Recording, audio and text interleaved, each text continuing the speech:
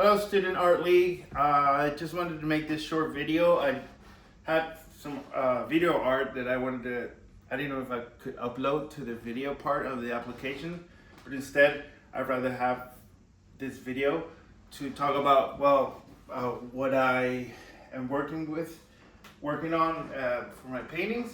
So I have a few things regarding the Decalcomania technique that I've been working on. This is like an old one. This I did last year. And actually this, you will see the other one. It's a two-part. This is like more modernist, abstract expressionism from the 50s and 60s here, like American. And its counterpart, you will see it's more of the East sort of sensibility towards painting. But just to show you a little bit of this is my apartment here in Brooklyn with my wife, and so it's small, so I don't have a lot of space. I paint on the floor.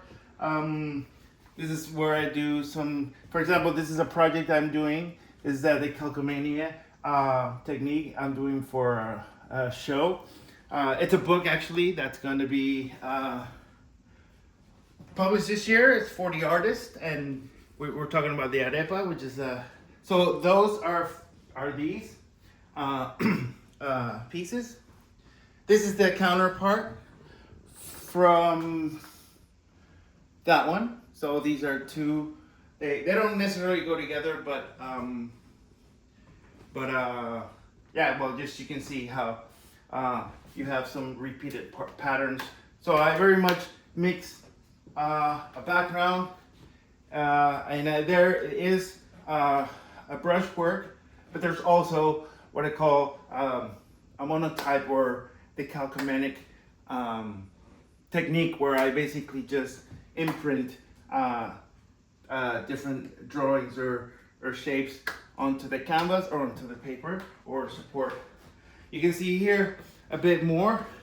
So there's some interesting things that I want to do this at a larger scale. All right. So basically, again, it's the idea of imprinting and looking at color theory and just making sure that, in this chaos, there is some form of research that you can feel, because I think paintings are, what you see is what you get, sort of. So there's not a lot of explanation here. Anyways, this is all oil on paper, right? So what I want to do at the league is to basically think about using backgrounds. These are figurative backgrounds. These are from Time magazines or Nat Geo magazines, where I do my Decalcomania, So the idea is to work in layers, to have a more figurative layer. The source material could be, from real photographs or magazines. So paint that. And there is some, of course, abstract elements in the figurative aspect. That would be the base of the painting, the first layer. Then I would go in and do the second layer, which is more abstract, right? And so that's what I want to focus my research on, and just experiment to see, to translate this into a larger scale. Different formats, but bigger if I can. And then the research would be, okay, so first is finding the source material, the source images, all right? To create that first background, like figurative background, which will have some, abstract aspect to it, but it will be more photorealistic, I guess you could say.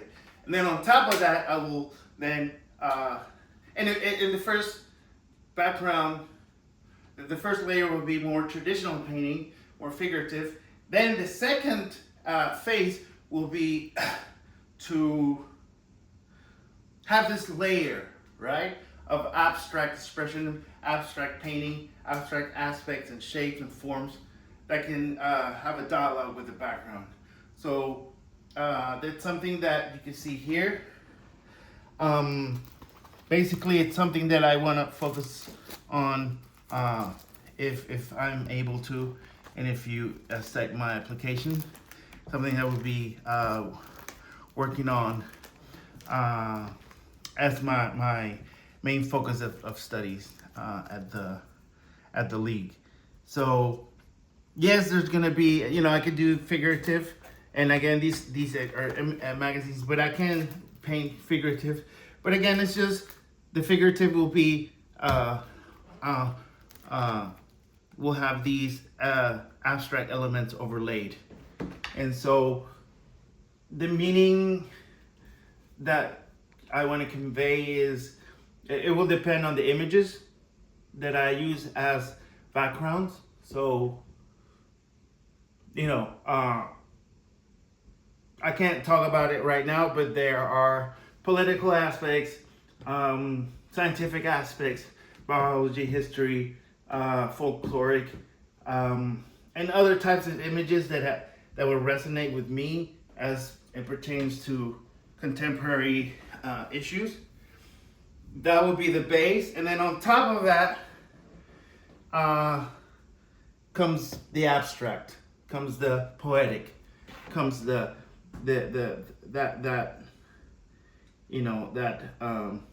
even rebellious aspect of superseding reality or changing reality.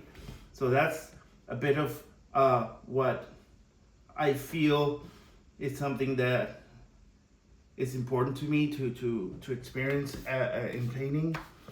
So like enter this other world and see that as an object that, while it has a dialogue with the reality, you don't really need to, you want to abstract, the idea is to abstract the reality that's behind. So, you might be able to see some aspects that you think, well, that's something real, but by putting the second layer of abstract elements, painting elements, then the real or the photographic becomes abstract. So it's again falling in the same dialogue as the history of painting, right? And thinking about George Richter and his overpainted photographs. But this is sort of like all painting, right? So I don't want to necessarily use magazines or posters as support for the painting, for the abstract. I could experiment with that, but I'd rather try and paint that first, really flat, not photorealistic, but for sure figurative background, and then have a more impasto abstract painting elements on top of that, and see how that sort of unites the whole thing into one hopefully interesting and engaging painting and viewer experience. So I hope I made myself understood something. It's hard to talk about your painting or the process of your painting in such a way. For example, it could be a horizontal, like an easel, where I could paint the first part, the figurative, more traditional painting, and then the rest would be more on the ground, or I could put the easel flat and then start doing my Decalcomania paintings. So, or Decalcomanic technique of painting, where I, where I just basically, start doing this. I would make drawings and patterns, and then, put these together as a monotype of sorts, and then see how that goes. And then I would flip and do, symmetries And then from that, I can then do more brush work just to, you know, make sure I'm happy with the composition. But so basically that's it. It's oil on canvas for now. And the other thing that I would love to experiment with is my objects of my resistance objects, which are have entered into a dialogue with the modernist abstract, geometric abstract tradition of Venezuelan artists such as Cruz Diaz, Jesus Soto, and the likes. So what I do want to do is sort of deconstruct this technique that they have, where they use in the materials that they use, and transform them into more resistant objects, sort of like pieces that you would that are more for warfare, for urban warfare, thinking about the idea of how modernism never came to fruition in Venezuela, my home country, and then everything collapsed in the 90s. And so now this ideal of what art could be from the 50s, 60s, 70s, that story has not ended, right? So the idea, so what I want to do is to convert that history, that narrative, that tradition, and make it more in tune with the realities that my country is facing today, which is authoritarian dictatorship, that basically, as a communist born ideology, there's no self-expression, there's no cultural voice except the ones that the regime says, which is very folkloric and one-dimensional.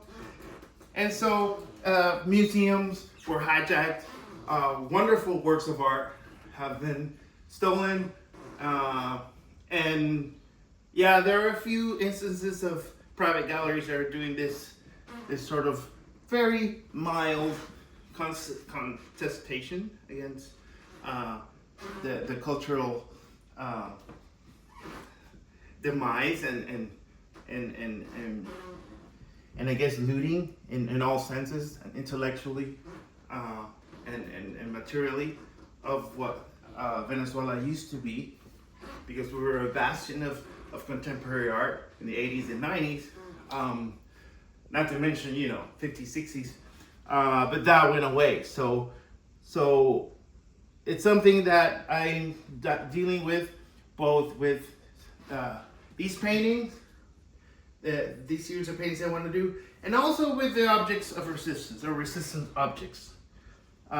So maybe I will take as an elective sculpture to do more research in this. And so basically I'm talking about found out objects, or materials that these modernist abstract, geometric abstract artists and kinetic artists, Venezuelan kinetic artists, use in their pieces, in their sculptures and other works, and sort of reconfigure them, changing them into more violent looking or weapon types objects that you sort of see that they're not, that, you see the similarity, you see the resemblance, but there's something else entirely. And that's something new that I'm working on. Right now I'm doing a lot of photographs to sort of get my head around the idea of how to construct these pieces, these objects of resistance. So words like piece de resistance, they're resistant objects, from kinetic art to kinetic warfare. These are concepts that kind of like are in my head when I think about these sculptural pieces. So, but my main focus is on these paintings, right? And so taking this and putting expanding, bigger formats and exploring this because I think this has potential for me to introduce myself in our history and just in painting. So this is gonna take a while. So I think that the 4-year certificate program is gonna allow me to take my time and really focus on this. The fact that that Ai Weiwei went to your school, I think that's amazing because it's relevant for me, since I would never compare myself to that artist, but again, coming from a country that has changed so much and has become authoritarian, I kind of have this thing. I grew up in the States in the 80s. My parents did their theology, their doctorate here, and then went to Venezuela. Then I saw, that was in the 90s, I saw the demise of, and the how the power, the dynamics of politics completely changed. And then I saw the downgrade of everything in the 2000s and 2010s. So I kind of have this process of seeing different stages of what a democracy could go, from freedom to neoliberalism to then authoritarianism to sort of socialist, but then it's really not. And I don't know. I have a lot of things to say, and I want to say them poetically. So to me, that's a little bit about my process, my thinking,